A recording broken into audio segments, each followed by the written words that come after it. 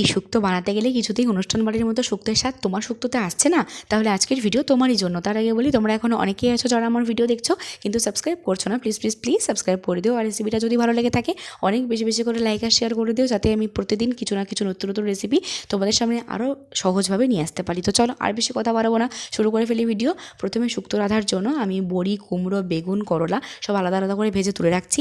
এবার একটা গুঁড়ো মশলার জন্য আমি নিয়ে নিচ্ছি হাফ চামচ রাঁধুনি, হাফ চামচ মৌরি শুকনো খোলায় ভেজে গুঁড়ো করে রাখছি।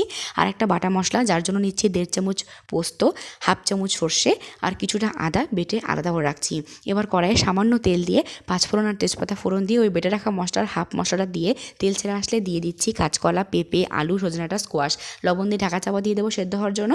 আলু আর কোয়াশ সেদ্ধ হয়ে গেলে দিয়ে দিচ্ছি পরিমাণ মতো দুধ, আর ওই পেস্ট করে রাখা আলাদা মশলাটা সেটাও দিয়ে দিচ্ছি, গুঁড়ো মশলাটাও দিয়ে দিচ্ছি, আর ভেজে রাখা সবজিগুলোও দিয়ে দিচ্ছি, সামান্য চিনি আর একটু বাটার ছড়িয়ে পরিবেশন করলে রেডি।